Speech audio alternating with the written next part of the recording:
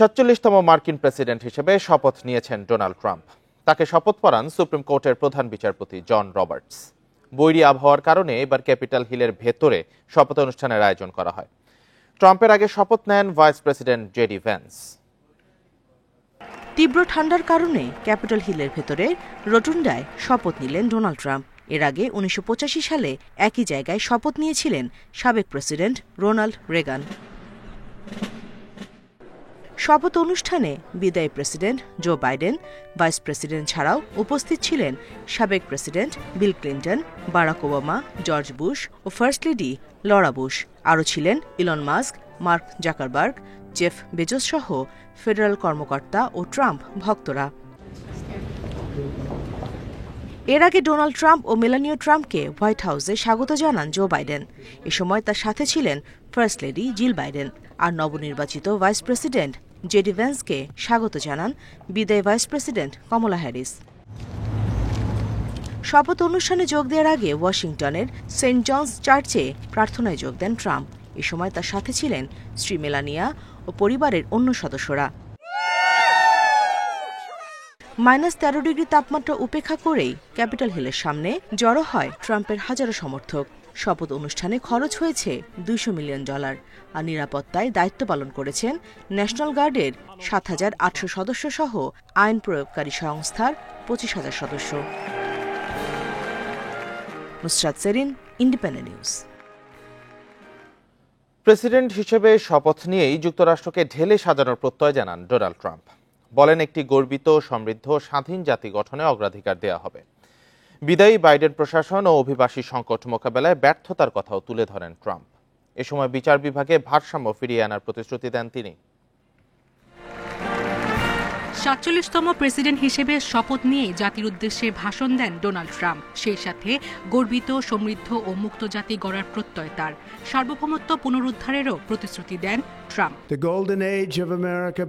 এখন থেকেই আমাদের সোনালী যুগের শুরু। আজ থেকে আমাদের দেশ সমৃদ্ধ ও সম্মানিত হবে। আমি আমেরিকাকেই প্রথমে রাখব। আমাদের সার্বভৌমত্ব ও নিরাপত্তা পুনরুদ্ধার করা হবে। ন্যায় বিচারের দাঁড়িপাল্লা আবারও ভারসাম্যপূর্ণ হবে। মার্কিন বিচার বিভাগের জঘন্য, হিংসাত্মক ও অন্যায্য অস্ত্র শেষ হবে। আমাদের সর্বোচ্চ অগ্রাধিকার হবে একটি গর্বিত, সমৃদ্ধ ও স্বাধীন জাতি গঠন করা। ভাষণে বিদায় বাইডেন প্রশাসন এবং অভিবাসীর সংকট মোকাবেলায় ব্যর্থতার কথাও তুলে ধরেন ট্রাম্প। দুর্যোগের সময় স্বাস্থ্য ব্যবস্থার ভূমিকা নিয়ে সমালোচনা করেন তিনি। এ সময় যুক্তরাষ্ট্রকে এক অনন্য উচ্চতায় নিয়ে যেতে ঈশ্বর তাকে বাঁচিয়ে রেখেছেন বলে মন্তব্য করেন তিনি। গত ৮ বছরে ২৫০ বছরের মার্কিন ইতিহাসে যে কোনো প্রেসিডেন্টের চেয়ে বেশি পরীক্ষা দিয়েছি। অনেক শিখেছি। আমাদের প্রজাতন্ত্র পুনরুদ্ধারের যাত্রা সহজ ছিল না। যারা আমাদের স্বাধীনতা কেড়ে নেওয়ার চেষ্টা করেছে, তারাই আমার স্বাধীনতা ও জীবন কেড়ে নিতে চেয়েছে। আমেরিকাকে আবারও মহান করতে ঈশ্বর আমাকে রক্ষা করেছেন। এ সময় রিপাবলিকানদের ঐতিহাসিক জয়ের জন্য অশ্বেতাঙ্গ ও হিস্প্যানিক ভোটারদের সাধুবাদ জানান ট্রাম্প। মার্টিন লুথার কিং এর স্বপ্ন বাস্তবায়নের প্রত্যয় জানান তিনি। ইসরায়েল হামাস অস্ত্রবিরতির প্রসঙ্গ টেনে নিজেকে শান্তি স্থাপনকারী বলে আখ্যা দেন ট্রাম্প। এ সময় স্ট্যান্ডিং ওভেশন দেন সাবেক প্রেসিডেন্ট জো বাইডেন এবং সাবেক ভাইস প্রেসিডেন্ট কমলা হ্যারিস। সায়রা খান, ইন্ডিপেন্ডেন্ট নিউজ। যুক্তরাষ্ট্রের নতুন প্রেসিডেন্ট হিসেবে ডোনাল্ড ট্রাম্পের অভিষেক নিয়ে মিশ্র প্রতিক্রিয়া জানিয়েছেন বিভিন্ন দেশের বাসিন্দারা। অনেক ব্রিটিশ নাগরিকের মতে ট্রাম্প পুরো বিশ্বের জন্য ক্ষতিকর। তবে আমেরিকার প্রয়োজনেই প্রেসিডেন্ট হিসেবে ট্রাম্পকে দরকার বলে মনে করছেন কেউ কেউ। এদিকে রাশিয়ার সঙ্গে সংঘাত বন্ধে ট্রাম্পের উদ্যোগ নিয়ে আশাবাদী নন ইউক্রেনীয়রা। দ্বিতীয় মেয়াদে যুক্তরাষ্ট্রের ক্ষমতায় ডোনাল্ড ট্রাম্প। বিশ্লেষকদের ধারণা, মেক আমেরিকা গ্রেট অ্যাগেইন স্লোগানকে বাস্তবায়িত করতেই পদক্ষেপ নেবেন তিনি। তবে তার অভিষেক নিয়ে মিশ্র প্রতিক্রিয়া জানিয়েছেন বিভিন্ন দেশের মানুষ। ট্রাম্প পুরো বিশ্বের জন্যই ক্ষতিকর, কিছুটা ভীতিকর বটে। ইউক্রেন রাশিয়া সংঘাত বন্ধে তার দেয়া প্রতিশ্রুতি নিয়ে আমি উদ্বিগ্ন। ট্রাম্পের প্রেসিডেন্ট হওয়া এমন পরিবর্তন যা আমেরিকার প্রয়োজন। তিনি আমেরিকার জন্য ভালো হবেন। রাশিয়ার সাথে সংঘাত বন্ধ ইস্যুতে খুব বেশি আশাবাদী নন ইউক্রেনীয়দের পাশাপাশি দেশটির সেনারাও। প্রেসিডেন্ট হিসেবে ট্রাম্পের সিদ্ধান্ত নিয়েও শঙ্কিত তারা। Не чекаю ничего, честно. সত্যি বলতে আমি খুব বেশি আশা করি না। আমি আমার দায়িত্ব পালন করছি। আমার পক্ষে কিছু বলা কঠিন, কিন্তু রুশ সেনারা আমাদের ওপর যখন তখন হামলা চালাচ্ছে। যুদ্ধক্ষেত্রেই তাদের আটকাতে না পারলে আমরা নিশ্চিহ্ন হয়ে যাব। Спостерігаю за цим, але এদিকে ট্রাম্প শাসনামলের সম্ভাব্য প্রভাব নিয়ে মিশ্র প্রতিক্রিয়া জানিয়েছেন মধ্য ইউরোপীয়রা। হাঙ্গেরির মানুষদের আশা, ইউরোপকে ইউক্রেন সংঘাত থেকে সরিয়ে আনার বিষয়ে উদ্যোগ নেবেন ট্রাম্প। এছাড়া সাবেক প্রেসিডেন্ট জো বাইডেনের চেয়ে ট্রাম্পকেই ভালো মনে করেন পোল্যান্ড ও হাঙ্গেরির বাসিন্দারা। আত্মজুর Rahman, Independent News. Donald Trump দ্বিতীয় মেয়াদে মার্কিন প্রেসিডেন্ট হিসেবে দায়িত্ব নেয়ায় উদ্বিগ্ন চীনের বাসিন্দারা। চীনা পণ্যে ট্রাম্পের অতিরিক্ত শুল্ক আরোপের ঘোষণায় হতাশা প্রকাশ করেছেন তারা। চীনের অর্থনৈতিক অগ্রগতিতে যুক্তরাষ্ট্রের সাথে সম্পর্কের উন্নয়ন চায় বেইজিংবাসী। মার্কিন প্রেসিডেন্ট নির্বাচনে জয় পেয়ে চীনা পণ্যে অতিরিক্ত 10% শুল্ক আরোপের ঘোষণা দিয়েছেন ডোনাল্ড ট্রাম্প। অত্যন্ত আসক্তিকর মাদক ফেন্টানাইলের পাচার বন্ধে বেইজিং প্রয়োজনীয় পদক্ষেপ না নিলে এই শুল্ক আরোপের হুমকি দেন তিনি। সোমবার দ্বিতীয় মেয়াদে মার্কিন প্রেসিডেন্ট হিসেবে শপথ নিয়েছেন রিপাবলিকান নেতা ট্রাম্প। বিষয়টি নিয়ে উদ্বেগ প্রকাশ করেছে বেইজিংয়ের বাসিন্দারা। ট্রাম্পের পদক্ষেপে চীনা অর্থনীতি প্রভাবিত হলে সাধারণ মানুষ সবচেয়ে বেশি ক্ষতিগ্রস্ত হবে বলে জানান তারা। চীনের অর্থনৈতিক পরিস্থিতি এমনিতেই নাজুক অবস্থায় আছে। এর মধ্যে যদি চীন যুক্তরাষ্ট্র বাণিজ্য যুদ্ধ বাঁধে, সাধারণ মানুষ দুর্ভোগে পড়বে। আমরা দুদেশের সম্পর্কের উন্নয়ন চাই। করোনা মহামারীর প্রভাব আমরা এখনো কাটিয়ে উঠতে পারিনি।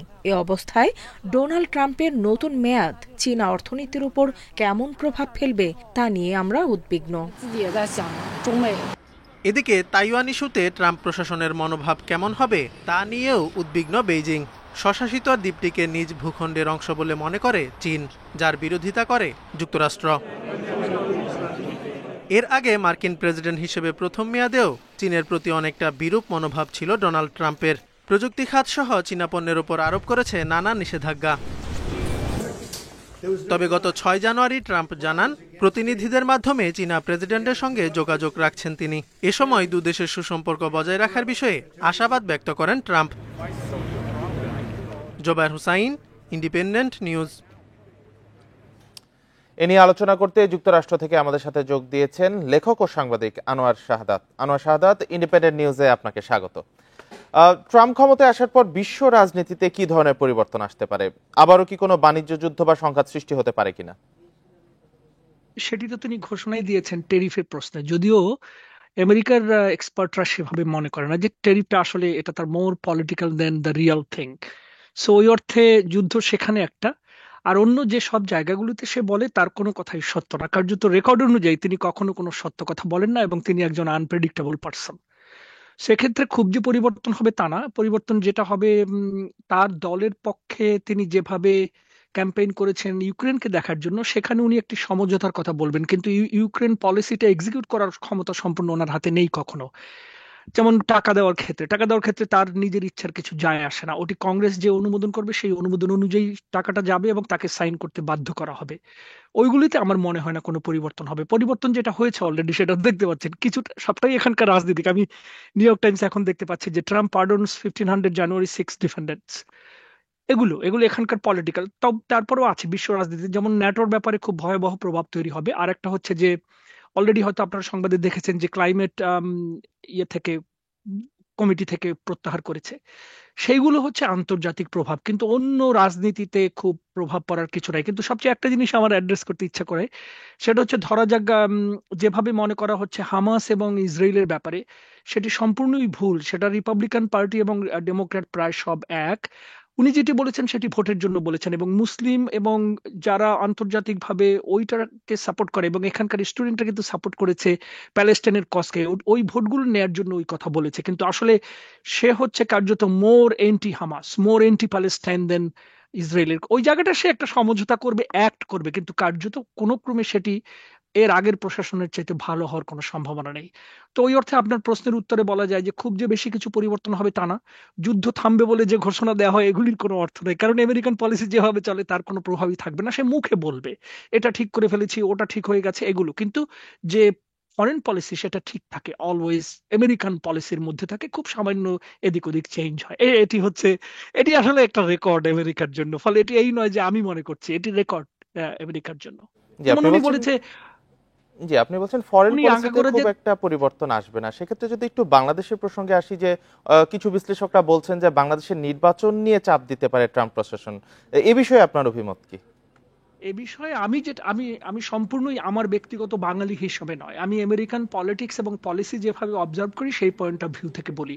কোনো ক্রমে আমেরিকান পলিসির কোনো কিছু চেঞ্জ হবে না। যদি সামান্য চেঞ্জের কথা বলা হয়, সেটা হবে তার দলের ভেতর থেকে যারা এখন ইনফ্লুয়েন্স করছে তাদের ইনফ্লুয়েন্সটা। ধরা যাক এখন ক্যাশ প্যাটেল হচ্ছে এফবিআই এর প্রধান হবে, এখনো ক্লিয়ারেন্স হয়নি। তারপরে ওই যে নাম কি, ওই যে হিন্দু নিজেকে দাবি করে, ওর নামটা এখন ভুলে গেলাম, যে সে একটি বড় পজিশনে থাকবে। সো অনেকগুলো বড় পজিশনে কথিত ইন্ডিয়ান প্রো পিপল থাকবে। আবার তারা যে সেই অর্থে ইন্ডিয়াকেই সাপোর্ট করবে সেটা না, সেটার একটা প্রেশার তৈরি হতে পারে। কিন্তু রাজনৈতিকভাবে বাংলাদেশকে আলাদা করে ফরেন স্টেট ডিপার্টমেন্টের যে নীতি আছে তার তেমন কোনো পরিবর্তন হবে না। আর ওইখানে যেটা ওই কথাটা বলা হচ্ছে, সেটার কারণ হচ্ছে যেহেতু বাংলাদেশে গত প্রায় 20 বছর যাবৎ বর্তমান উপদেষ্টা যেভাবে প্রেজেন্ট করেছে ক্লিনটন এবং ডেমোক্র্যাটদের মোর ফেভারেবল সে, এবং এটা যেহেতু ডেমোক্র্যাট নয় সেই জন্য অনেকে প্রেডিক্ট করে। তবে এই প্রেডিকশনটা ডেমোক্র্যাটরা থাকলেও যা, রিপাবলিকানরা থাকলেও তার। ডেমোক্র্যাটরা হয়তো মুখে হাসি দিয়ে ইনুসকে জড়িয়ে ধরবে, যেটা বাইডেন করেছে, কিন্তু স্টেট ডিপার্টমেন্ট তার মতো করে, যেমন কিছুদিন আগে স্টেট ডিপার্টমেন্ট থেকে ন্যাশনাল অ্যাডভাইজার ফোন করেছিল বাংলাদেশের উপদেষ্টাকে। এটি একটা বিরল ঘটনা, কারণ ন্যাশনাল অ্যাডভাইজার কার্যত কন্ট্রোল করে সব ধরনের ফরেন পলিসির জিনিসটা, এবং সে সেই পয়েন্ট অফ ভিউ থেকে যখন ফোন করেছে তার সঙ্গে আর কোনো কিছুর সম্পর্ক নাই। ঠিক একইভাবে এখনকার স্টেট ডিপার্টমেন্ট এবং national advisor committee, they will decide how to proceed, কিন্তু এর সঙ্গে পলিটিক্যালি মুখে হয়তো বলবে, মুখে যেটা এটা এদের পলিটিক্সের ব্যাপার থাকে, কিন্তু পলিসিতে মূল যে চেঞ্জ সেটি হবে না। ওই নির্বাচন এরা চাইবে, সেটা বাইডেনও চাইতো, এরাও চাইবে, এখানে কোনো পরিবর্তন নাই। এবং এরা নির্বাচন চাইবে এদের লেজিটিমেসির জন্য। সারা পৃথিবীতে এরা যেখানে বলে বেড়াচ্ছে যে গণতন্ত্র গণতন্ত্র গণতন্ত্র, সেক্ষেত্রে বাংলাদেশে যদি ওই গণতন্ত্রের উত্তরণটা না হয়, তখন তাদের জন্য এটা কমফোর্টেবল জিনিস না, কারণ প্রতিদিনই এদের প্রেসকে ফেস করতে হয়, প্রতিদিন জিজ্ঞেস করে কোথায় গণতন্ত্র নাই, তুমি কি করেছো। ওটাকে উত্তর করার জন্য ওরা কোনো না কোনো ভাবে গণতন্ত্র চাইবে। গণতন্ত্র চাইবে মানে কিন্তু রিয়েল গণতন্ত্র কখনো যে হতেই হবে তেমন নয়, একটি নির্বাচনের কথা প্রধানত বলবে। ফলে নির্বাচনটা যদি ন্যূনতম অ্যাকসেপ্টেবল কিছু হয়, তখন ওরা বলে দেয় যে এটি একটি গণতান্ত্রিক process, probably not 100% democracy, but they will claim that there is a process has been taken. জি, প্রসেস। সেক্ষেত্রে আমরা কিন্তু তারপরেও বিশ্বব্যাপী একটা মিশ্র প্রতিক্রিয়া পাচ্ছি। যেমন ট্রাম্পকে পুরো বিশ্বের জন্য ক্ষতিকর বলছেন ব্রিটিশরা, আবার ট্রাম্পের ক্ষমতায় আসা দরকার ছিল বলে মনে করছেন অনেকেই। এগুলো নিয়ে আসলে আপনার অভিমত কি? আমি নিজেও ক্ষতিকর মনে করি। এখন আমি নিজে যখন ক্ষতিকর মনে করি, এটা আমার ব্যক্তিগত নাই, ওনার রেকর্ড বলে। রেকর্ড সারা জীবনে এই ভদ্রলোকের রেকর্ড হচ্ছে যে তিনি একটি ক্রিমিনাল মনোভাব সম্পন্ন মানুষ, এবং অফিসিয়ালি পৃথিবীতে সম্ভবত অফিসিয়ালি আমেরিকান ইতিহাসে তো বটেই প্রথম একজন ক্রিমিনাল, অফিসিয়াল ক্রিমিনাল এখন হোয়াইট হাউসে যাচ্ছে, এবং সেটি ঘটছে কিন্তু ঠিক 1 সপ্তাহ আগে এই দেশেই। এবং কোনো ক্রমে আমার কোনোদিনই মনে হয় না যে উনি আসলে জেলের বাইরে জীবন কাটাতে পারবেন। এই টার্ম শেষ হলেও তাকে কোনো না কোনোভাবে এই জেল কোয়ালিফাই করবে। মানুষটির ভেতরে ওই প্রবণতাটা আছে। আপনি যেমন ধরেন 1500 লোক সে মাফ করে দিল, যারা গত বছরে রুটান্ডা মানে যেখানে আজকে মানে ওর ইনগুরেশনটা হয়েছে, এটি পৃথিবীর কোন দেশের লোক এটা করতো না। আবার তিনিই কিন্তু ওই লোকগুলোকে পাঠিয়েছিলেন 250 বছরের একটা হিস্ট্রিকে চেঞ্জ করার জন্য। ডাজন্ট মেক এনি সেন্স, এবং সেটি তার করার আসলে কোনো ক্ষমতা ছিল না, এটি হতো না কোনোদিন। কিন্তু মানুষ হচ্ছে ওইটা। ওই অর্থে যখন আপনি বলছেন যে সারা পৃথিবীর লোক উদ্বিগ্ন, আমি যেভাবে বলছি ন্যাটো উদ্বিগ্ন হবে, তারপরে সারা পৃথিবীর গণতান্ত্রিক প্রসেসগুলো উদ্বিগ্ন হবে, সেটা কারণ হচ্ছে মানুষ হিসাবে এর কোনো স্থিরতা নাই, এর কোনো রকম স্থিতিশীল মনোভাবাপন্ন কোনো চিন্তা ভাবনা নাই। ওনার যা ইচ্ছা পৃথিবীতে তাই বলে দিতে পারবেন। মুসলমান ভোটার দরকার, বলবে আমি মুসলমানের জন্যই জীবনটা দিয়ে দিয়েছি, beautifully my mind is for always মুসলমান। এখন ইহুদিদের দরকার, বলবে যে আমার ইহুদি ছাড়া আর কিছুই এই পৃথিবীতে নাই। এখন খ্রিস্টানদের দরকার, ক্যাথলিকদের দরকার। অর্থাৎ এই মানবিক যে ব্যাপারগুলো আছে, সৌজন্যতার, তার ভেতরে কিছু নাই, কিন্তু সামহাও লোকজন এটাকে পছন্দ করে। কিন্তু আমাদের ধারণা দুটো, এক হচ্ছে এখন যিনি যে কারণে জয়ী হয়েছেন সেটা হচ্ছে বাজার, মানে অর্থনীতি, মানুষের কষ্ট হচ্ছে যেহেতু দাম বেড়ে গেছে, এটি হচ্ছে প্রধান। দ্বিতীয় হচ্ছে ঘৃণা। ইমিগ্রেশনের একটা প্রধান ইস্যু আছে, যে ইমিগ্রেশনের প্রধান ইস্যুতে দেখা যাচ্ছে যে আসলে সব অর্ডিনারি লোকগুলো পায়ে হেঁটে আমেরিকাতে ঢুকে যাচ্ছে। আমেরিকা চায় বিদেশি এক্সপার্টদের, কিন্তু কোনো ক্রমে পায়ে হাঁটা লোকদেরকে চায় না, তা না, সেটা ওদের লাগে। বাট থ্যাংক ইউ, আমিও মনে করি যে আসলে অস্থির হওয়ার কারণ হচ্ছে ওইগুলো, কেননা মানুষ হিসাবে ওনার কোনো কনসিস্টেন্সি নেই। জি, অনেক ধন্যবাদ আনোয়ার সাদাত ইন্ডিপেন্ডেন্ট নিউজে যুক্ত হওয়ার জন্য এবং আপনার মূল্যবান মতামত তুলে ধরার জন্য। আপনাকে ধন্যবাদ রাকিব। শপথ গ্রহণের মধ্য দিয়ে সোমবার আবারও যুক্তরাষ্ট্রের প্রেসিডেন্টের ক্ষমতা গ্রহণ করেছেন ডোনাল্ড ট্রাম্প। দীর্ঘ 4 বছর পর হোয়াইট হাউসে ফিরে নির্বাচনী প্রতিশ্রুতি বাস্তবায়নে দ্রুত পদক্ষেপ নেবেন বলে মনে করছেন রাজনৈতিক বিশ্লেষকরা। একই সাথে মার্কিন প্রেসিডেন্ট হিসেবে বেশ কিছু চ্যালেঞ্জ রয়েছে বলেও মনে করা হচ্ছে। বিশ্বের অন্যতম ক্ষমতাধর ব্যক্তি হিসেবে বিবেচনা করা হয় মার্কিন প্রেসিডেন্টকে। বৈশ্বিক রাজনীতির দীর্ঘ ইতিহাসে বহু কারণে আলোচিত সমালোচিত হতে হয়েছে তাদের মধ্যে একজন হলেন ডোনাল্ড ট্রাম্প। 2017 সালে যুক্তরাষ্ট্রের 45তম প্রেসিডেন্ট হিসেবে প্রথম ক্ষমতা গ্রহণ করেন এই ব্যবসায়িক ব্যক্তিত্ব। সে সময় বেশ কিছু রাজনৈতিক সিদ্ধান্তের কারণে পুরো মেয়াদ জুড়েই ছিলেন আলোচনার শীর্ষে। 4 বছরের বিরতির পর আবারও 2024 সালে প্রেসিডেন্ট নির্বাচনে দ্বিতীয়বারের মতো নির্বাচিত হন ট্রাম্প। সোমবার দ্বিতীয় মেয়াদে বেশ কিছু চ্যালেঞ্জ অপেক্ষা করছে রিপাবলিকান এই নেতার জন্য। বিশ্লেষকরা বলছেন বৈশ্বিক চ্যালেঞ্জগুলো মোকাবিলা করে কৌশলগতভাবে বিশ্বের বড় শক্তির সঙ্গে সম্পর্ক স্থাপন করতে হবে। রাশিয়া, চীন, ইরান এবং মধ্যপ্রাচ্য ইস্যুতেও গুরুত্বপূর্ণ পদক্ষেপ নেওয়ার কথাও উঠে আসছে তার নতুন শাসনামলে। এছাড়া মধ্যপ্রাচ্যে ইসরায়েলি আধিপত্য বিস্তারের ক্ষেত্রে নেতানিয়াহু প্রশাসনকে ট্রাম্প কতটা নিয়ন্ত্রণ করতে পারবেন তা নিয়ে সংশয় প্রকাশ করছেন বিশ্লেষকরা। সেই সাথে রয়েছে রাশিয়া ইউক্রেনের চলমান যুদ্ধ বন্ধের চ্যালেঞ্জ। যদিও নির্বাচনী প্রচারণায় ক্ষমতায় আসার পরপরই যুদ্ধের অবসান ঘটানোর প্রতিশ্রুতি দিয়েছেন ট্রাম্প। ইরানের পরমাণু কর্মসূচি এবং ক্ষেপণাস্ত্র হামলার কারণে মধ্যপ্রাচ্য ইস্যুকেও ট্রাম্পের জন্য বড় চ্যালেঞ্জ মনে করা হচ্ছে। এক্ষেত্রে তাকে কৌশলগত সিদ্ধান্ত নিতে হবে বলে মনে করছেন বিশ্লেষকরা। রয়েছে চীনের সঙ্গে যুক্তরাষ্ট্রের দ্বিপক্ষীয় সম্পর্ক সহজ করার চ্যালেঞ্জও, কারণ ক্ষমতায় আসার আগেই চীনা পণ্য আমদানিতে 60% পর্যন্ত শুল্ক বাড়ানোর হুঁশিয়ারি দিয়েছেন নতুন মার্কিন president Donald Trump. Tahmid Abrar, independent news. যেমনটা আগেই জেনেছেন, যুক্তরাষ্ট্রের 47তম প্রেসিডেন্ট হিসেবে দায়িত্ব নিয়েছেন ডোনাল্ড ট্রাম্প। এ বিষয়ে আরো জানাতে ফ্লোরিডা থেকে যুক্ত হচ্ছেন সহকর্মী এস.এম. সোলাইমান। সোলাইমান, ট্রাম্পের শপথের প্রতিক্রিয়া সাধারণ মানুষ কি বলছে, বিশেষত প্রবাসী বাংলাদেশিদের অভিমত কেমন?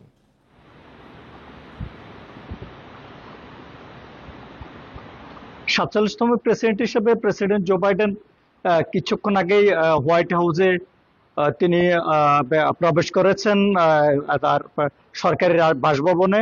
এখন থেকে ঠিক আধা ঘন্টা আগে তিনি হোয়াইট হাউসের কর্মকর্তারা তাকে গ্রহণ করেছেন এবং যেমনটা বলেছেন যে প্রবাসী বাংলাদেশিরা আসলে কিছুটা উচ্ছ্বসিত আছে, কিছুটা আতঙ্কিত আছে। আমি সকালের খবরে যেমনটা বলেছিলাম যে এখানে অনেক অবৈধ অভিবাসীরা তারা আতঙ্ক রয়েছে যে ডোনাল্ড ট্রাম্প বারবারে বলছেন যে অবৈধ অভিবাসীদেরকে বিতাড়িত করা হবে, এদেশ থেকে বের করে দেওয়া হবে। কিন্তু তিনি আসলে স্পেসিফিক বলেছেন যে অবৈধ অভিবাসী বলতে যাদেরকে বোঝানো হয়েছে যারা ওয়ার্ল্ড টপকে এসেছে, মেক্সিকান দিয়ে বর্ডার দিয়ে যারা কোনো ফিঙ্গারপ্রিন্ট ছাড়া এসেছে তাদেরকে আসলে তিনি, এবং যারা এখানে অপরাধ সংগঠিত করেছেন এবং অপরাধী সাব্যস্ত হয়েছেন, যাদেরকে আদালত কর্তৃক ডিপোর্টেশন করা হয়েছে অপরাধের কারণে, তাদেরকে মূলত আজকের পর থেকে তাদেরকে ধরে পাঠিয়ে দেওয়া হবে। কিন্তু যারা কোনো অপরাধ করেনি কিংবা যাদের কোনো যারা এখানে বৈধভাবে এসেছেন, যারা ফিঙ্গারপ্রিন্ট দিয়ে এসেছেন, তাদেরকে আসলে কোনো অসুবিধা হবে না। আরেকটা বিষয় আপনাকে জানিয়ে রেখেছে জো বাইডেন আজকের পরে বলেছেন যে তিনি আজকে সূর্যাস্তের সাথে সাথে হবে এখানে সীমান্তে বন্ধ করে দেওয়া হবে এবং কোনো অপরাধীর জায়গা এখানে হবে না। আরেকটা বিষয় আপনাকে জানিয়ে রেখেছে জো বাইডেন তিনি আজকে ক্যালিফোর্নিয়াতে সর্বশেষ এয়ারফোর্স ওয়ানে তিনি চলে গেছেন এবং মার্কিন প্রেসিডেন্ট ডোনাল্ড ট্রাম্প হোয়াইট হাউসে দ্বিতীয়বারের মতো প্রেসিডেন্ট হিসেবে আজকে হোয়াইট হাউসে প্রবেশ করেছেন এবং তিনি 10টির বেশি নির্বাহী আদেশ জারি করেছেন। তার প্রথমটি রয়েছে যে এখানকার যে অবৈধ অভিবাসীদেরকে যে তিনি এই দেশ থেকে বিতাড়িত করবেন এবং সীমান্ত বন্ধ করে দিবেন এবং আর কোনো অবৈধ অভিবাসীদেরকে প্রবেশ করতে দেওয়া হবে না। এবং তিনি বলছেন যে যুক্তরাষ্ট্রবাসীর জন্য আজকে একটি স্বাধীনতা দিবস, যুক্তরাষ্ট্রবাসী আজকে মুক্ত হলো এবং এই বিষয়টি কি আসলে এই বিষয়টি কে আসলে সমালোচনা করেছেন ডেমোক্রেট দলীয় সিনেটররা, এবং তারা বলেছেন যে ডোনাল্ড ট্রাম্প আসলে তিনি এই বক্তব্যের মধ্যে দিয়ে যুক্তরাষ্ট্রবাসীকে তিনি অপমান করেছেন, এবং তিনি আগের শাসনামলে যে বাইডেনের প্রশাসনের তিনি মিশ্র প্রতিক্রিয়া পাওয়া গেছে। 47তম প্রেসিডেন্ট হিসেবে আনুষ্ঠানিকভাবে শপথ গ্রহণ করেছেন ডোনাল্ড ট্রাম্প। এ বিষয়ে যুক্তরাষ্ট্রের ফ্লোরিডা থেকে জানাচ্ছিলেন সহকর্মী এস এম সোলাইমান। 26 জেলায় জেলা প্রশাসক পদে রদবদল হচ্ছে। মার্চের মধ্যে নতুন ফিট লিস্ট তৈরিতে ইউএনও ও এডিসি পদে কাজের অভিজ্ঞতার শর্ত শিথিল হচ্ছে। জনপ্রশাসন মন্ত্রণালয় বলছে বঞ্চিতরা যাতে নিয়োগ পেতে পারে সেজন্য এই সিদ্ধান্ত নেওয়া হয়েছে।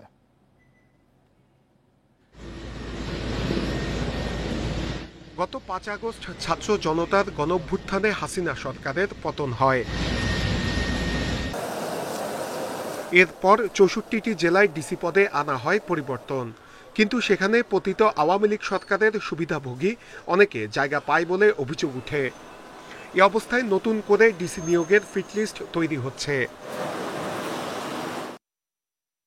বর্তমানে জেলা প্রশাসক পদে 24 ব্যাচের 26 জন, 25 ব্যাচের 26 জন আর 27 ব্যাচের 12 জন কর্মরত আছেন। 24 ব্যাচের কর্মকর্তাদের যুগ্ম সচিব পদে পদোন্নতির ফিটলিস্ট হচ্ছে। ফলে এই ব্যাচের সবাইকে মার্চের মধ্যে সরিয়ে নেয়ার পরিকল্পনা জনপ্রশাসন মন্ত্রণালয়ের। এসব জেলায় ডিসি পদে নিয়োগের জন্য 25, 27 এবং 28 ব্যাচের কর্মকর্তাদের ফিটলিস্ট করা হচ্ছে। প্রশাসনের ভূমিকাটা আমাদের রাষ্ট্রের জন্য অত্যন্ত গুরুত্বপূর্ণ, এবং আমাদের উচিত হবে মাঠ পর্যায়ে যাতে কর্মকর্তারা সঠিকভাবে কাজ পরিচালনা করতে পারে সেই ধরনের একটা কর্ম পরিবেশ সৃষ্টি করা। এটা আমাদের এই প্রশাসন থেকে শুরু করে জনগণ পর্যন্ত প্রত্যেকের কিন্তু একটি দায়িত্ব রয়েছে বলে আমরা মনে করি।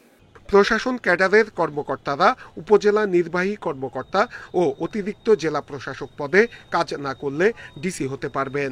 তবে মাঠ প্রশাসনের যে কোনো পর্যায়ে কাজের অভিজ্ঞতা থাকতে হবে। জনপ্রশাসন বিশেষজ্ঞরা বলছেন যোগ্য সৎ কর্মকর্তাদের বাছাই করে ডিসি নিয়োগ দিতে হবে। আমার মনে হয় এবং বর্তমান প্রশাসন ব্যবস্থায় তাদের গতিশীলতা আনার জন্য এদেরকে পুরোপুরিভাবে তাদের অতীতের 5 বছর 10 বছর বা তার আগের বছরগুলোর তাদের মূল্যায়ন করা দরকার। ইউএনও এবং ডিসি পদেও রদবদল করা হবে বলে জানিয়েছে জনপ্রশাসন মন্ত্রণালয়। নূরে আলম, ইন্ডিপেন্ডেন্ট নিউজ, ঢাকা। একজোট হয়ে দল পুনর্গঠন করতে নেতাকর্মীদের আহ্বান জানিয়েছেন বিএনপির ভারপ্রাপ্ত চেয়ারম্যান তারেক রহমান। সোমবার রাজধানীর গুলশানে বিএনপি চেয়ারপারসনের রাজনৈতিক কার্যালয়ে দলের প্রাথমিক সদস্য পদ নবায়ন অনুষ্ঠানে ভার্চুয়ালি যুক্ত হয়ে তিনি এই আহ্বান জানান। গুলশান কার্যালয়ে দলের প্রাথমিক সদস্য পদ নবায়ন কার্যক্রমের উদ্বোধনী অনুষ্ঠানের আয়োজন করে বিএনপি। প্রথমে দলের ভারপ্রাপ্ত চেয়ারম্যান ও পরে জ্যেষ্ঠ নেতারা প্রাথমিক সদস্যপদ নবায়ন করেন। এ সময় বিএনপি মহাসচিব মির্জা ফখরুল ইসলাম আলমগীর সব জেলা উপজেলায় রাজনৈতিক প্রশিক্ষণ কেন্দ্র চালুর পরামর্শ দেন। বলেন, শুধু স্লোগান যথেষ্ট নয়, মেধা চর্চাও করতে হবে। আমাদের যে কর্মীরা আসে স্লোগান নিয়ে, একটা পতাকা নিয়ে আসে, সাধারণত ভাইদের পিছনে আসে, এসে সেই ভাইদের পক্ষে স্লোগান দিতে থাকে, তারপরে স্লোগান দেয় পূর্ব, পশ্চিম, উত্তর, দক্ষিণ। এটা রাজনীতি না। আমি একটা জিনিস আপনাদেরকে যেটা বারবার বলতে চাই, যে আমাদের আসলে প্রশিক্ষণের প্রয়োজন আছে খুব বেশি। আমাদের নেতা কর্মীরা আমরা কেন জানি না আমরা রাজনীতি থেকে দূরে সরে যাচ্ছি। বিএনপির ভারপ্রাপ্ত চেয়ারম্যান তারেক রহমান বলেন, গত 15 বছরে বিগত সরকারের দমন পীড়নে বিএনপি বিপর্যস্ত, তাই দল পুনর্গঠন করতে হবে। তিনি বলেন, বিএনপি পুনর্গঠিত হলেই ভবিষ্যতে রাষ্ট্র মেরামত করা সম্ভব হবে। দলকে পুনর্গঠিত, যত শক্তিশালী পুনর্গঠিত ঐক্যবদ্ধ আমরা করতে পারবো, আমরা আগামী দিনে আমাদের 31 দফার মাধ্যমে রাষ্ট্রকে তত দ্রুত আমরা মেরামত করতে পারবো, রাষ্ট্রকে আমরা পুনর্গঠন করতে পারবো। আসুন আমরা আমাদের কাজ শুরু করি আজকে থেকে। ইতিবাচক কর্মকাণ্ডের মাধ্যমে ভবিষ্যতে বিএনপি জনগণের সমর্থন পাবে বলেও আশা করছেন তারেক রহমান। Jahanara Parvin, Independent News, Dhaka. গত 3 বছর দেশে প্রতি মাসে মূল্যস্ফীতির তুলনায় পিছিয়ে মজুরি বৃদ্ধির হার। এতে প্রকৃত আয় কমায় জীবন ধারণে হিমশিম খাচ্ছে সাধারণ মানুষ। পরিকল্পনা উপদেষ্টাও স্বীকার করছেন, খাদ্যের উচ্চ মূল্যস্ফীতির চাপে আছে নির্ধারিত আয়ের মানুষ। অর্থনীতিবিদরা বলছেন, বিদায়ী সরকারের পথে হাঁটায় মূল্যস্ফীতি নিয়ন্ত্রণে ব্যর্থ হয়েছে বর্তমান সরকারও। বেসরকারি চাকরিজীবী উৎপলবাবুর বেতন গত 2 বছরে বাড়েনি, কিন্তু বাড়ি ভাড়া, নিত্যপণ্যের দাম এক জায়গায় থেমে নেই। তাই বাজারে এসে তার হিমশিম অবস্থা। খেতে যেতাম, মুরগি খেতে যেতাম সপ্তাহে, মাসে একটা বা দুইটা, এখন আমি সেটা খেতে পারি না। ডিম খেতে চাইতে যদি আমার চাহিদা আসছিল আগে, মনে করেন মাসে আমি 30টা বা 40টা আমার মাসে লাগতো, সেখানে আমি 20টা করে আনতেছি। তার মতো মধ্যবিত্তের জীবনেই যখন এমন অবস্থা, তখন নির্ধারিত নিম্ন আয়ের মানুষের কষ্ট ভিন্ন মাত্রার। ব্যয়ের সঙ্গে সঙ্গতি না থাকায় করতে হচ্ছে ধার কর্জ। এই মাসে যে স্যালারি দিচ্ছে, এই স্যালারি দিয়ে আরো হলাদ করে ওই মাসে আবার টানা ইসরা চলে, ধরেন আপনার প্রত্যেক মাসেই আপনার হলাদের উপরে চলতে হয়। শীতকালে সবজির দাম কিছুটা কমেছে, তবে ডাল, ডিম, তেল, চিনি, চাল সহ প্রায় সব ধরনের নিত্যপণ্যের দামেই অস্বস্তি। বিক্রেতারা বলছেন, 3 বছরের ব্যবধানে 50% পর্যন্ত দাম বেড়েছে বেশিরভাগ পণ্যের। নিত্য প্রয়োজনীয় জিনিস আছে, প্রত্যেকগুলো আপনার প্রায় 40-45 আপনার শতাংশ হারে বাড়ছে। পরিসংখ্যান ব্যুরোর তথ্য বলছে, 2022 সালের জানুয়ারির পর 2024-এর ডিসেম্বর পর্যন্ত কোনো মাসেই মজুরি মূল্যস্ফীতিকে পেছনে ফেলতে পারেনি। বিদায়ী মাসে খাদ্য মূল্যস্ফীতি ছিল 12.9%। খাদ্যের মূল্যস্ফীতি তো একটু বেশি, এখনো বোধহয় 12-13% মতো। যাদের নির্দিষ্ট আয় তারা তো তাদের কষ্ট হয়ই। অর্থনীতিবিদরা বলছেন, মূল্যস্ফীতি নিয়ন্ত্রণে কেবল সুদহার বৃদ্ধি, আমদানি শুল্ক কমানোই যথেষ্ট নয়। তাদের মতে, সরবরাহ ব্যবস্থায় অন্তর্বর্তী সরকার এখনও মূল সমস্যা শনাক্ত করতে পারেনি। বর্তমান সরকার মূল্যস্ফীতি নিয়ন্ত্রণ বা মূল্যস্ফীতিকে কমিয়ে রাখবার ক্ষেত্রে প্রকারান্তর আসলে ব্যর্থ হয়েছে। পূর্বতন সরকার যে কাঠামোতে মূল্যস্ফীতি সমন্বয়ের চেষ্টা করেছে, এই সরকারের উদ্যোগগুলো তার থেকে বাইরে না, বরঞ্চ কোনো কোনো ক্ষেত্রে আরও বেশি মনে হচ্ছে সমস্যাকে এড়িয়ে যাওয়ার প্রবণতা আছে। চড়া মূল্যস্ফীতি বিবেচনায় নিম্ন আয়ের মানুষের জন্য ভর্তুকি মূল্যে আবারও টিসিবি ট্রাক সেল চালুর তাগিদ দেন পর্যবেক্ষকরা। Hari Saha, Independent News, Dhaka. চট্টগ্রামের বাজারে সয়াবিন তেলের সংকট কাটছে না। বোতলজাত সয়াবিন তেলের সংকটে এখন যুক্ত হয়েছে খোলা সয়াবিনও। ব্যবসায়ীদের দাবি, দাম বাড়াতে কৃত্রিমভাবে তৈরি করা হয়েছে এই সংকট। আসন্ন রমজানে সয়াবিনের বাজার সহনীয় রাখতে দ্রুত উদ্যোগ নেয়ার তাগিদ। প্রায় 1.5 মাস ধরে চট্টগ্রামের বাজারে বোতলজাত সয়াবিন তেলের সংকট চলছে। বেশিরভাগ বিপণনকারীরা বোতলজাত সয়াবিনের অর্ডার নিচ্ছেন সংশ্লিষ্ট কোম্পানির অপ্রচলিত পণ্য নেয়ার শর্তে, বলছেন খাতুনগঞ্জের ব্যবসায়ীরা।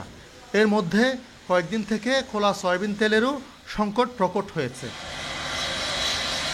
খাতুনগঞ্জের 50% সয়াবিনের বাজার এস আলমের দখলে। এছাড়া অন্যান্য বড় ব্যবসায়ীরাও কমিয়ে দিয়েছে উৎপাদন, ফলে বাজারে তৈরি হয়েছে সংকট। ব্যবসায়ীরা জানান, কিছুদিন ধরে মিল থেকে পণ্য পেতেও সময় লাগছে। ওরা বলতেছে ওদের কাছে আসতেছে না, তখন যা মার্কেটে যা আছে তা দেখছি আমাদেরকে। দোকানে না রেখে রাখে, ঘরে রেখে এটা সঙ্গে সৃষ্টির দাম বাড়ায়। এই সংকট যাতে রমজানে না পড়ে, সেজন্য এখনই সরকারকে উদ্যোগ নেয়ার তাগিদ ব্যবসায়ীদের। আগে বড় আকারের প্রায় 40 থেকে 50% ভোজ্য তেল সরবরাহ করতেন, তারা কিন্তু আগের মতো সেই সরবরাহটি ঠিকভাবে দিতে পারছেন না। সেক্ষেত্রে বিকল্প বাজার হিসেবে আমাদের অবশ্যই এখনই প্রস্তুতি গ্রহণ করতে হবে। বাজারে তেলের এই সংকটকে পুঁজি করে কিছু অসাধু ব্যবসায়ী লিটারে 4 থেকে 5 টাকা দাম বাড়িয়ে দিচ্ছে বলেও অভিযোগ রয়েছে। আলমগীর সবুজ, ইন্ডিপেন্ডেন্ট নিউজ, চট্টগ্রাম। রাজধানীর পল্লবীতে একাধিক মামলার আসামি মোহাম্মদ বাবু ওরফে ব্লেড বাবুকে কুপিয়ে হত্যা করা হয়েছে। এলাকায় আধিপত্য বিস্তার নিয়ে বিরোধের জেরে তাকে হত্যার অভিযোগ উঠেছে। স্থানীয়রা জানিয়েছেন, সোমবার বিকেল 3:45টার দিকে পল্লবীর 12 নম্বর সেকশনের সিরামিক রোডে চাপাতি ও ছুরি দিয়ে আঘাতের পর ইট দিয়ে থেতলিয়ে বাবুকে ফেলে যায় দুর্বৃত্তরা। স্থানীয়রা তাকে উদ্ধার করে প্রথমে স্থানীয় খ্রিস্টান হাসপাতালে নেন, পরে কুর্মিটোলা হাসপাতালে নেওয়া হলে তাকে মৃত ঘোষণা করেন চিকিৎসক। একই ঘটনায় রমজান নামে আরও একজন আহত হয়েছেন বলে জানা গেছে। এ ঘটনায় জড়িতদের দ্রুত গ্রেপ্তারের দাবি বাবুর স্বজনদের। হামলাকারীদের ধরতে অভিযান চলছে বলে জানিয়েছে পুলিশ। বাবুর বিরুদ্ধে ছিনতাই, হত্যা, সন্ত্রাসী কার্যক্রম সহ নানা অভিযোগে একাধিক মামলা রয়েছে বলে জানা গেছে। এখানে তাদের উভয় পক্ষের মধ্যে একটু সংঘর্ষ বা এই ধরনের কোনো মনোমালিন্যর কারণে এই ধরনের ঘটনা ঘটছে আর কি। মৃত ব্যক্তির পরিবার যদি পল্লবী থানায় কোনো অভিযোগ বা মামলা দায়ের করে পরবর্তীতে আইনগত ব্যবস্থা গ্রহণ করা হবে। চট্টগ্রামের সন্দ্বীপের গাছুয়ায় পাওনা টাকা নিয়ে দ্বন্দ্বের জেরে হামলায় জাহাঙ্গীর আলম আইয়ুব নামে এক ব্যক্তি নিহত হয়েছেন। সোমবার সকালে গাছুয়ার সীমান্ত মার্কেট এলাকায় এই ঘটনাটি ঘটে। পুলিশ জানিয়েছে, সম্প্রতি কারাগার থেকে ছাড়া পেয়েছিলেন জাহাঙ্গীর। তিনি জেলে থাকাকালীন সন্দ্বীপ উপজেলা যুবদলের সাংগঠনিক সম্পাদক শাহাবুদ্দিন সুমনের কাছ থেকে টাকা ধার নিয়েছিলেন। সে টাকা ফেরত নেয়াকে কেন্দ্র করে তাদের মধ্যে বিরোধ তৈরি হয়। এই বিরোধের জেরেই সুমন গাছুয়া গিয়ে জাহাঙ্গীরের উপর হামলা চালায় বলে জানায় পুলিশ। এ ঘটনায় সুমনের এক সহযোগীকে আটক করেছে পুলিশ।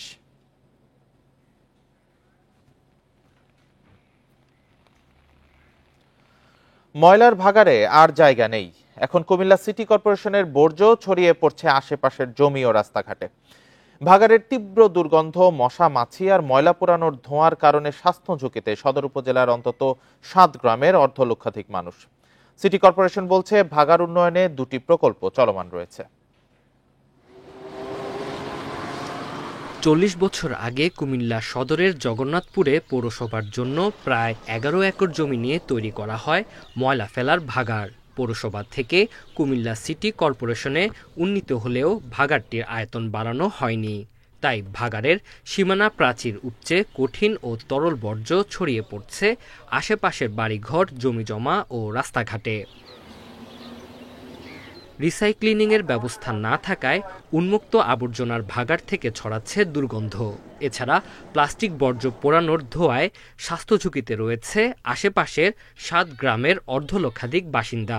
বাচ্চারাও যদি ভুল করে পানিগুলো ধরে, বাচ্চাদের গায়ে বিসি বা অ্যালার্জি এরকম চর্মরোগের মতো হয়ে যায়। বাচ্চাদের সহজে এগুলো যাইতে চায় না। এই ডাম্পিং এর কাজটা যদি করে তো সবচেয়ে এলাকা মানুষের লাগে ভালো হবে, আমাদের এই 4-5টা গ্রামের লাগে ভালো হবে। জনবসতি এলাকা থেকে উন্মুক্ত ভাগাড়টি না সরালে ময়লা আবর্জনা থেকে রোগ ছড়ানোর বিস্তৃতি বাড়বে বলে জানালেন বাপা।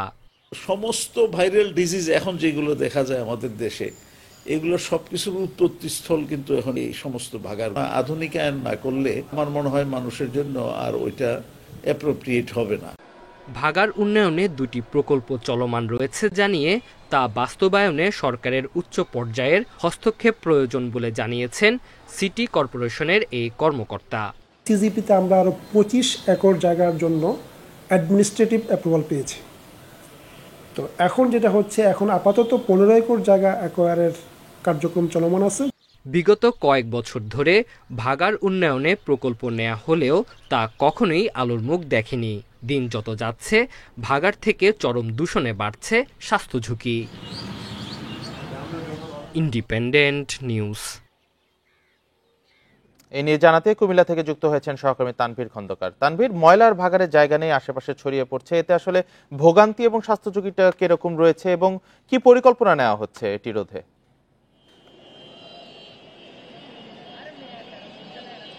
আসলে কুমিল্লা সিটি কর্পোরেশনের জন্য যে ভাগাড়টি জগন্নাথপুর ইউনিয়নে করা হয়েছে সেটি কিন্তু 40 বছরের পুরনো। যখন কুমিল্লা পৌরসভা ছিল তখন এই পৌরবাসীর যে ময়লা আবর্জনা সেটি ফেলার জন্য কিন্তু এই ভাগাড় তৈরি করা হয়। তো 40 বছর পরেও কিন্তু একই দশা এই ভাগাড়টি, শুধুমাত্র সীমানা প্রাচীর করা হয়েছিল। তো ওই এলাকার মানুষ আসলে যে ধরনের স্বাস্থ্য ঝুঁকির মধ্যে আছে, তারা যেটি দাবি করে সবসময় যে সেই এলাকাতে আমরা বেশ কয়েকটি ঘরে গিয়ে দেখেছি যে সেখানে প্রতিবন্ধী শিশু রয়েছে। তারা বলছে যে এই ময়লার ভাগাড় থেকে ক্রমাগত যে দূষিত দুর্গন্ধ বের হয় এবং এই ময়লা পোড়ানোর যে ধোঁয়া বের হয়, এই ধোঁয়ার প্রভাবের কারণে সেখানে শিশু জন্ম নেয় আসলে প্রতিবন্ধী হয়ে, সেটি কিন্তু তারা দাবি করছে। চিকিৎসকরাও কিন্তু বলছেন যে সাধারণত মানুষ যদি দীর্ঘদিন একটানা দূষিত পরিবেশে থাকে কিংবা দুর্গন্ধের মধ্যে থাকে কিংবা সেখানে যে প্লাস্টিক ওয়েস্টেজ আছে, প্লাস্টিক বর্জ্য, সেগুলো পোড়ানোর ধোঁয়ার মধ্যে থাকে, তাহলে কিন্তু ক্যান্সারের মতো মরণব্যাধি পর্যন্ত হতে পারে। তো দীর্ঘ 40 বছর কিন্তু এই ঝুঁকি নিয়ে তারা সেখানে বসবাস করছে।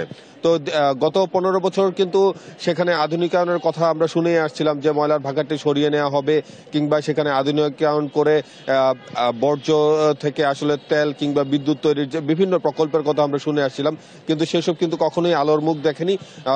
বরং এই এলাকাবাসী যেটি বলেছে যে তাদেরকে এক ধরনের ধোঁয়াশার মধ্যেই রাখা হয়েছিল।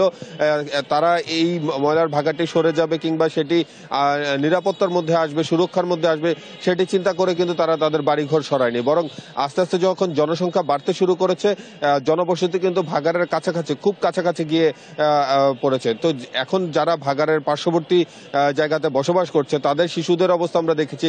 ময়লার ভাগাড় থেকে যে তরল বর্জ্য বেরিয়ে আশেপাশের খালে কিংবা মাঠে চলে আসছে, সেই বর্জ্য কিন্তু মানুষের শরীরে লাগলে পরে আমরা দেখছি যে চর্মরোগে আক্রান্ত হচ্ছে শিশুরা। এছাড়া পশু পাখি, গবাদি পশু যারা মাঠের ঘাস খাচ্ছে, তারা পানি খাচ্ছে, সেই পানি সেগুলোও কিন্তু মৃত্যুবরণ করছে, সেটা কিন্তু এলাকাবাসী বলছে। তো এখন হচ্ছে কুমিল্লা সিটি কর্পোরেশন বলছে যে তারা 2টি প্রকল্প হাতে নিয়েছে। এখন যত দ্রুত সম্ভব সরকারের দৃষ্টি আকর্ষণ করা গেলে এই ভাগাড়টি উন্নয়ন কিংবা সেটি সরিয়ে নেওয়ার ব্যাপারে তারা উদ্যোগ নিতে পারবে। তো এই এলাকাবাসীর দাবি যে খুব দ্রুত সময়ের মধ্যে তাদের এই প্রত্যাশা আসলে পূরণ হবে। তো এই ছিল কুমিল্লা থেকে সর্বশেষ খবর। কুমিল্লা থেকে বজ্র ব্যবস্থাপনার সংকট নিয়ে জানাচ্ছিলেন সহকর্মী তানভীর খন্দকার। উৎপাদন ও লোকসানের ঝুঁকি কম থাকায় লক্ষ্মীপুরে দিন দিন বৃদ্ধি পাচ্ছে সুপারির চাষ। কৃষকরা বলছেন রোপণ করলে তেমন পরিচর্যা লাগে না গাছটির, ফলন দেয় 25 থেকে 30 বছর। এই বছরের লক্ষ্যমাত্রা অর্জনের পাশাপাশি জেলায় কয়েক কোটি টাকার সুপারি কেনা বেচার আশা কৃষি বিভাগের। লক্ষ্মীপুরের 5 উপজেলায় প্রায় 7,360 হেক্টর সুপারি বাগান রয়েছে। এসব বাগানে 19,000 মেট্রিক টন সুপারি উৎপাদনের লক্ষ্যমাত্রা নির্ধারণ করেছে কৃষি বিভাগ। চাষিরা বলছেন সুপারি গাছ একবার রোপণ করলে তেমন পরিচর্যা ছাড়াই টানা 20 থেকে 25 বছর ফলন দেয়। আবহাওয়া অনুকূলে থাকায় এবং আধুনিক পদ্ধতিতে দিন দিন বাড়ছে উৎপাদন। সুপারি বাগান করতে অত খরচ পড়ে না, যেহেতু একটি লাভজনক ব্যবসা এবং লাভজনক বাগান থাকে, তো সেক্ষেত্রে অল্প খরচে মানুষ মোটামুটি সুপারির ফলনটা ভালো করতে পারে। ব্যবসায়ীরা জানান প্রতি কাউন্ট বা 1280টি সুপারি বর্তমানে বিক্রি হচ্ছে 2800 থেকে 3100 টাকায়, যা গত বছরের চেয়ে 1000 টাকা বেশি। সুপারির দাম বেশি, ফসলের দিকে একটু কম আর কি, কিন্তু ফসল কম হওয়ার কারণে বাজারটা অনেক বেশি আর কি। এক কাউন্ট সুপারি কিনতে হইলে 2800, 2900, 3000, 3100 টাকা খরচ হয়। বাজার দর ভালো, পোকার আক্রমণ ও রোগবালাই কম হওয়ায় দিন দিন জেলায় সুপারির চাষ জনপ্রিয় হয়ে উঠেছে বলে জানান কৃষি বিভাগের এই কর্মকর্তা। এবার লক্ষ্মীপুরে অন্যান্য বছরের তুলনায় সুপারির আবাদ খুব ভালো হয়েছে এবং ফলনটাও খুব ভালো হয়েছে। এতে করে কৃষকও আর্থিকভাবে ভালো লাভবান হচ্ছে। সুপারির বাজার মূল্য খুবই বেশি। জেলার চাহিদা মিটিয়ে ঢাকা, চট্টগ্রাম, রাজশাহী সহ সারা দেশেই যাচ্ছে লক্ষ্মীপুরের সুপারি। Independent news. আর এই ছিল এখনকার সংবাদে। ইন্ডিপেন্ডেন্ট টেলিভিশনের সব খবর আরো বিস্তারিত জানতে চোখ রাখুন ফেসবুক, ইউটিউব, এক্সে। এতক্ষণ সাথে থাকার জন্য ধন্যবাদ সবাইকে।